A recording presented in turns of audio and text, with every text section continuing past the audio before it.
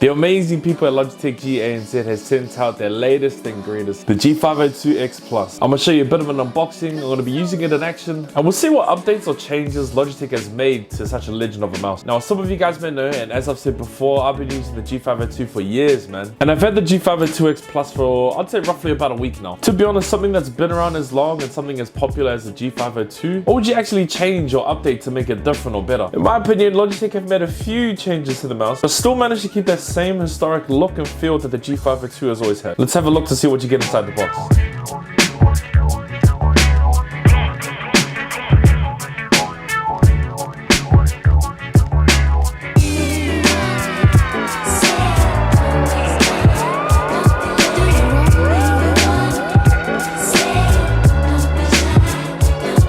One of the main things that pop out when you have a look at the G502X Plus is the RGB lighting on the mouse itself. And they brought out different versions, a wired version as well as a wireless version with the RGB. I think it's good because it gives people the option to choose which one is going to be best for them. Also, we finally have USB-C, man. To be honest, I think this is the first Logitech mouse that I've seen with USB-C. I thought we might have got it on the last G502. I thought we might have got it with the Super Light, but I'm glad we finally got it with this one. Also comes stock standard with the PTFE feet, which makes it feel a lot better when you're using it. It glides a lot better on your mouse pad compared to the older feet that I had. The sniper button. They've also made it so you can actually remove this button now. Pops off like that. You can actually put like a dummy button there so you don't accidentally press it. This is for people that don't use it. I actually use it quite a lot, so I'm going to keep that in there. And literally just pops back in like that, bro. Magnetic. They're now using what they call light speed hybrid switches, which means that they're both optical as well as mechanical. A big plus. No more double clicking. On top of that, you get the best of both worlds. Not only do you get that nice tactical feel that you would from a mechanical switch, but also that speed and reliability that you would from an optical. Over this past week of using it, I actually have felt the difference. It feels quite good. And if you want, here's a bit of a sound test.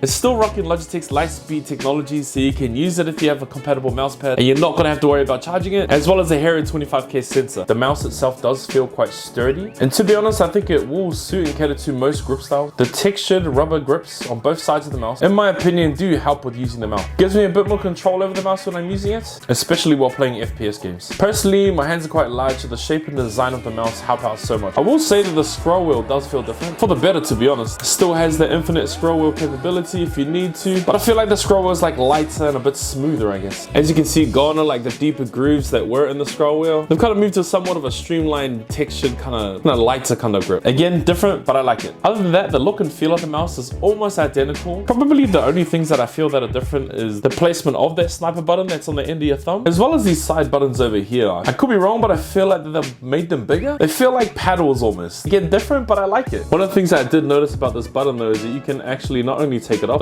take it off like you were saying before, but you can actually spin it around the other way and put it in this way. I guess in a way it gives you a bit more customization. That's the way that you prefer to use it, you know? Should you get this mouse? Now, I know a lot of people actually use the G502, whether you have one now, whether you've used one in the past, you know what this thing does and you know what it feels like. I think if you're looking to upgrade your G502, if you're wanting to get the latest and greatest from Logitech, I definitely think you should get one. Whether you get the G502X Plus or the wired version, it's really up to you. I think you'll be happy either way. I want to say a massive shout out to Logitech G ANZ for sending out the mouse. If you want to support further, don't forget to like this video, subscribe to the channel, and I'll see you guys in the next video.